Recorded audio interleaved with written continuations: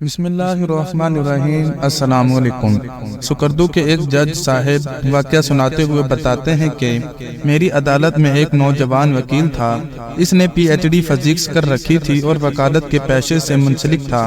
انتہائی ذہین تھا، بات انتہائی مدلل کرتا تھا۔ اس کی خوبی یہ تھی کہ وہ ہمیشہ مظلوم کے ساتھ کھڑا ہوتا تھا۔ میری وہاں پوسٹنگ کے دوران میں نے اسے کبھی کوئی کیس ہارتے ہوئے نہیں دیکھا۔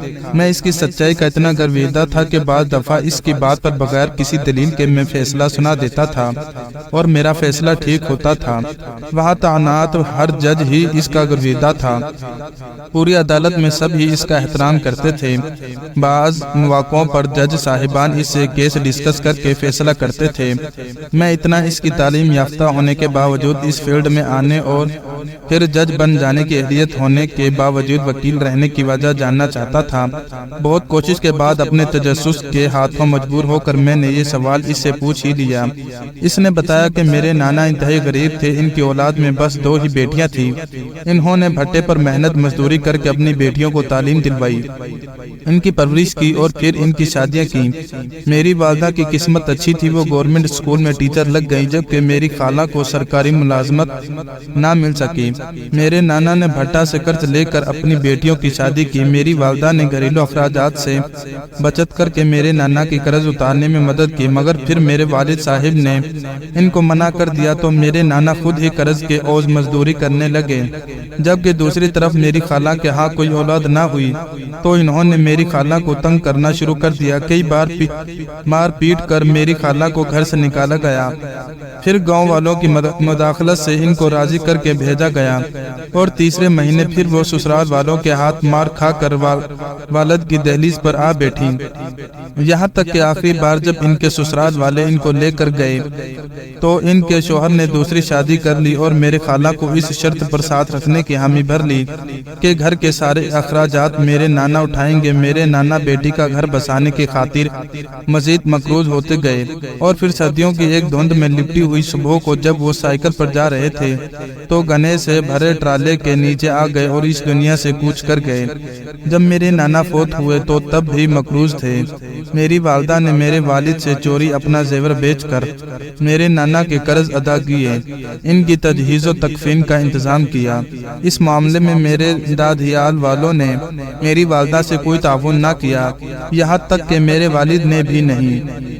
نانا کی وفات کے بعد میری خالہ کے سسرال والوں نے میری خالہ کو مجبور کرنا شروع کر دیا کہ میری والدہ سے گھر کے اخراجات کا مطالبہ کرے۔ میری خالہ نے انکار کر دیا تو ان کو طلاق ہو گئی، مگر نہ تو ان کو ان کا سامان واپس کیا گیا اور نہ ہی زیور، بلکہ ان کا حق مہر بھی نہ دیا گیا۔ میری والدہ اور خالہ کے پاس آخری سہارا قانون کا تھا اور قانون طاقتور کی باندھی ہے۔ میری والدہ اور خالہ نے ہائی کورٹ تک کیس لڑا مگر اپنا حق نہ لے سکی اور پھر خالہ ہائی کورٹ میں کیس سنوائی کی پیش کے بعد واپس آئیں اور خود سوزی کر لی۔ ان کے تجہیز و تکفین بھی میری والدہ کے ذمہ تھی۔ میری والدہ نے یہ کام بھی بخوبی کیا، مگر بہن کی موت کے بعد ان کا چہرہ بجھ گیا، یہاں تک کہ میری کامیابی پر میری والدہ خوش نہ ہوتی۔ تو یہاں تک کہ جب میں نے پی ایچ ڈی کی تو میرے دور پار کے سارے رشتہ دار خوش ہوئے، مگر میری ماں کے چہرے پر پہلے جیسی خوشی نہیں تھی۔ میں نے اس رات مصلے پر بیٹھی دعا مانگی، اپنی ماں کو اپنے سینے سے لگا لیا اور پوچھا کہ آپ کی اداسی کی وجہ کیا ہے۔ میری والدہ نے مصلے کو تہہ کیا اور کہا کہ میں چاہتی ہوں تم وکیل بنو۔ زندگی میں پہلی بار میری والدہ نے کسی خواہش کا اظہار کیا تھا۔ میں نے وجہ پوچھی تو میری والدہ نے الٹا سوال داغ دیا تھا کہ آپ کو پتا ہے آپ کی خالہ نے خودکشی کیوں کی؟ میں نے کہا نہیں، تو میری والدہ نے جواب دیا کہ تمہاری خالہ کے پاس وکیل کی فیس کے پیسے نہیں تھے تو وکیل نے جسم کا تقاضا کیا تھا۔ میری خالہ نے اس دن گھر آ کر خودکشی کر لی تھی۔ اس دن میرے دل میں خواہش آئی تھی کہ میں اپنے بیٹے کو وکیل بناؤں گی، ایسا وکیل جو پیسوں کے عوض جسم کا مطالبہ نہیں کرے گا، ایسا وکیل جو مظلوم کو انصاف چھین کر لے دے گا۔ مگر میں کبھی تمہارے والد اور تمہارے ڈر سے اس خواہش کا اظہار نہیں کر سکی۔ میری والدہ نے بات مکمل کر کے رونے لگی تو میں نے ان کے قدم چومے اور وعدہ کیا کہ میں ایسا ہی وکیل بنوں گا۔ اور پھر وکالت میں داخلہ لے لیا۔ میرے اس فیصلے سے تمام فیملی ممبر اور دوست احباب حیران تھے، مگر میری والدہ نے بہت خوشی تھی۔ میں جب تک جا کر پڑھتا رہتا تھا، میری والدہ میرے ساتھ جا کر آیت الکرسی پڑھ کر مجھ پر پھونکتی رہتی تھی۔ میں نے وکالت میں بھی گولڈ میڈل لیا اور اپنی ماں کا خواب پورا کر دیا، مگر افسوس کہ میری والدہ اس خواب کی تعبیر نہ دیکھ سکی۔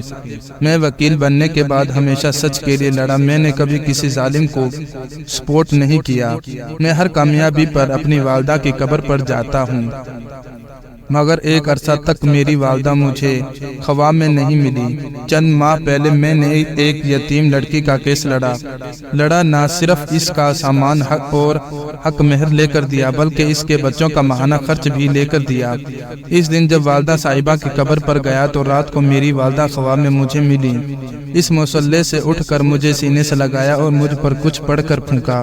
اس دن مجھے لگا کہ میں نے زندگی کا مقصد حاصل کر لیا ہے۔ اہلیت ہوتے ہوئے بھی جج نہ بننے کی وجہ یہ ہے کہ بطور جج مجھ پر پریشر آ سکتا ہے، مگر بطور وکیل کوئی مجھے مجبور نہیں کر سکتا۔ میں حلال طریقہ رزق سے اتنا کما لیتا ہوں کہ گزارا ہو جاتا ہے، بس میں اتنے میں ہی خوش و مطمئن ہوں۔ جج صاحب بتاتے ہیں کہ پہلی بار مجھے احساس ہوا کہ عزت عہدے میں نہیں، اعمال میں ہوتی ہے۔